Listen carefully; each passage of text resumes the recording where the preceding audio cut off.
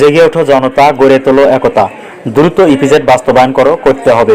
এই স্লোগানে গাইবান্ধার গোবিন্দগঞ্জে প্রস্তাবিত রংপুর ইপিজেড দ্রুত বাস্তবায়নের দাবিতে মানববন্ধন ও বিক্ষোভ মিছিল অনুষ্ঠিত হয়েছে। 30 জানুয়ারি বৃহস্পতিবার বিকাল 3টায় ঢাকা রংপুর মহাসড়কের গোবিন্দগঞ্জ সরকারি উচ্চ বিদ্যালয়ের সামনে সড়কে ঘণ্টাব্যাপী মানববন্ধন অনুষ্ঠিত হয়েছে।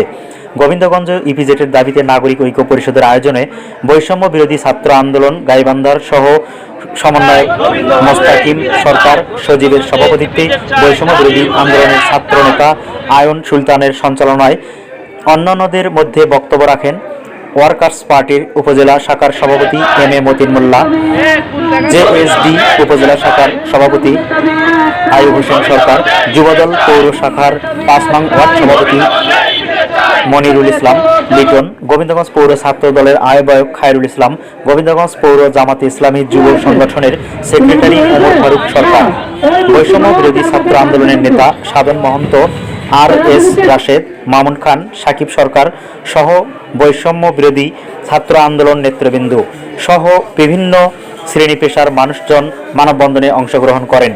বক্তব্যে বলেন, বিগত সরকারের সময়ে রংপুর ইপিজেড নামকরণ করে ইপিজেড বাস্তবায়নের ঘোষণা দিয়ে বেবজায় একাধিক মিটিং, দলিল সম্পাদন, প্রকল্প পরিচালক নিয়োগ, সাইনবোর্ড প্রেরণ করে স্বপ্ন দেখিয়ে কতিপয় মানুষের অপশক্তির কুপ্রভাবে দীর্ঘদিনেও ইপিজেড আলোর মুখ দেখেনি, যা প্রতারণার শামিল।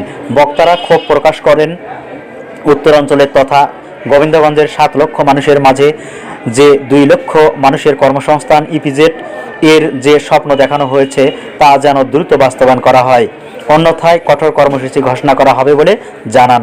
তারা দ্রুত রংপুর ইপিজেড বাস্তবায়নে প্রয়োজনীয়তা ও সুবিধা তুলে ধরে প্রধান উপদেষ্টা ও শিল্প উপদেষ্টার দৃষ্টি আকর্ষণ করেন। এ মানববন্ধন শেষে একটি বিক্ষোভ মিছিল ও শহর প্রদক্ষিণ করেন।